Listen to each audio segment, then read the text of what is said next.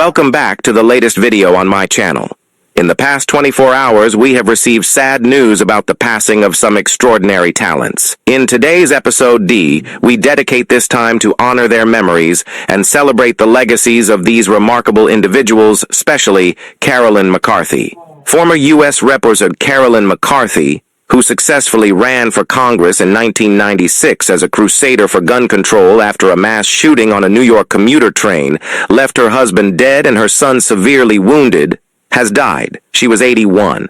News of her death was shared Thursday by several elected officials on her native Long Island and by Jay Jacobs, chair of the New York State Democratic Committee. Details about her death were not immediately available. McCarthy went from political novice to one of the nation's leading advocates for gun control legislation in the aftermath of the 1993 Long Island Railroad massacre. However, the suburban New York Democrat found limited success against the National Rifle Association and other Second Amendment advocates. McCarthy announced in June 2013 that she was undergoing treatment for lung cancer. She announced her retirement in January 2014. Mom dedicated her life to transforming personal tragedy into a powerful mission of public service.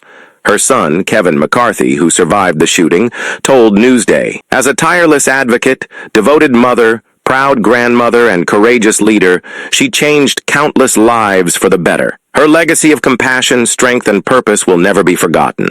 New York Gov. Kathy Hochul directed flags on all state government buildings to be flown at half-staff in honor of the congresswoman on Friday.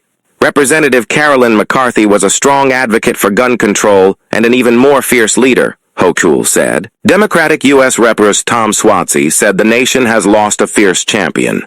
Carolyn channeled her grief and loss into advocacy for change, becoming one of the most dedicated gun violence prevention advocates, Swatsy said on X. She became a go-to guest on national TV news shows after each ensuing gun massacre, whether it was at Columbine High School or Sandy Hook Elementary School. Known as the Gun Lady on Capitol Hill, McCarthy said she couldn't stop crying after learning that her former colleague, Rep. Gabrielle Giffords, had been seriously wounded in a January 2011 shooting in Arizona. "It's like a cancer in our society," she said of gun violence, "and if we keep doing nothing to stop it, it's only going to spread." During one particularly rancorous debate over gun show loopholes in 1999, McCarthy was brought to tears at 1 a.m. on the House floor.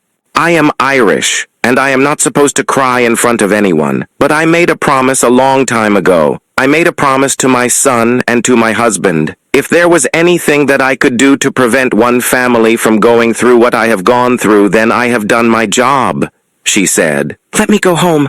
Let me go home," she pleaded. McCarthy was born in Brooklyn and grew up on Long Island. She became a nurse and later married Dennis McCarthy after meeting on a Long Island beach. They had one son, Kevin, during a tumultuous marriage in which they divorced but reconciled and remarried. McCarthy was a Republican when, on December 7, 1993, a gunman opened fire on a train car leaving New York City. By the time passengers tackled the shooter, 6 people were dead and 19 wounded. She jumped into politics after her GOP congressman voted to repeal an assault weapons ban.